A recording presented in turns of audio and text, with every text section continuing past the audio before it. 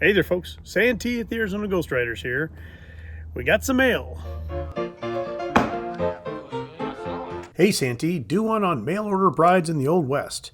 Cav Trooper Munoz.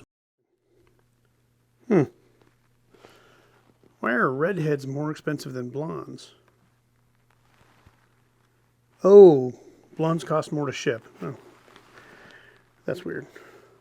Oh, yeah, we can do that.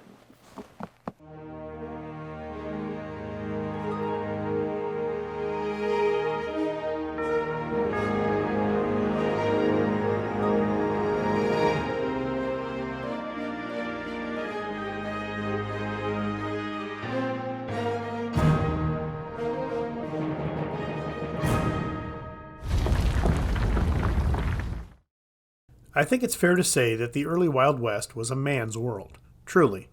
According to the daily Alta California in 1859, the ratio of women to men was 1 to 200.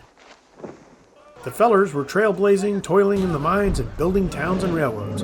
However, their personal lives were lacking. Oh, yes, it takes a woman, a dainty woman, a sweetheart, a mistress, a wife. Luckily, there were women willing to make the trek out west to become wives.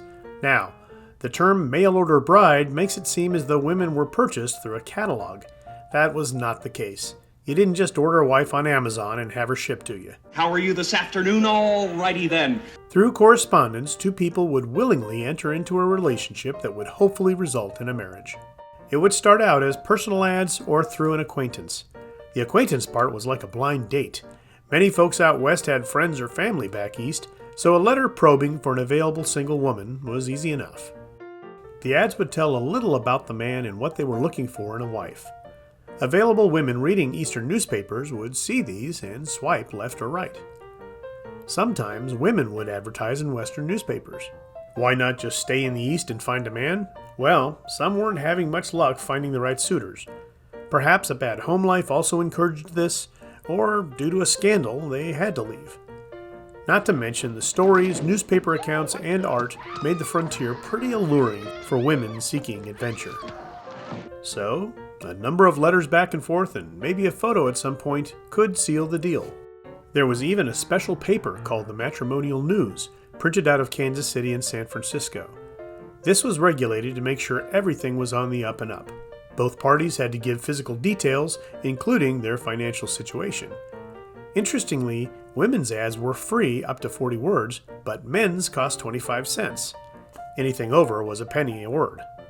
There is a lad in Missouri with a foot that's flat, with seeds in his pocket and a brick in his hat, with an eye that is blue and a number 10 shoe. He's the bull of the woods and the boy for you.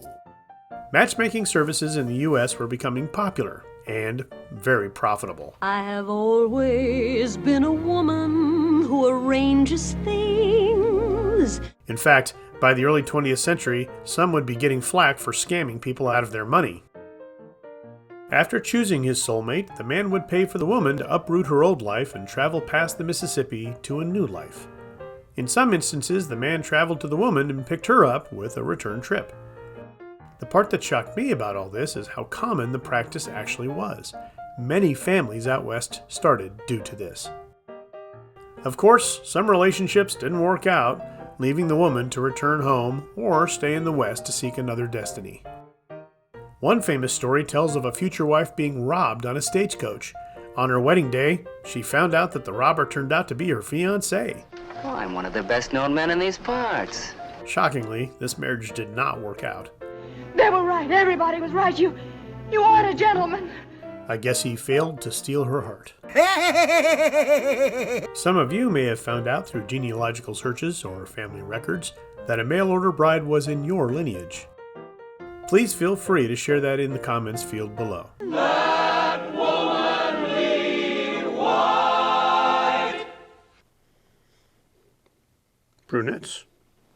Not bad. Well, folks, that's it for another episode. Thanks for watching. As always, please like, share, and subscribe. And we'll see you on down the trail.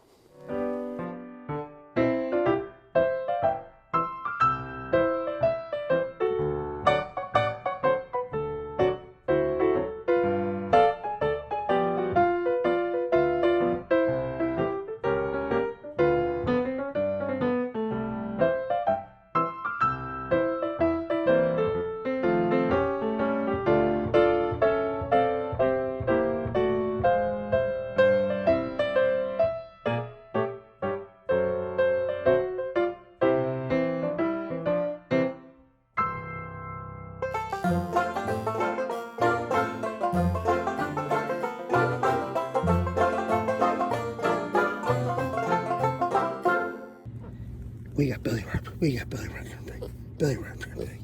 Oh, belly rubs. Belly rubs on the pig. Oh, piggy, piggy, piggy, piggy, piggy. Snort, snort, snort. Hello. You okay? Are you a big pig? Wah!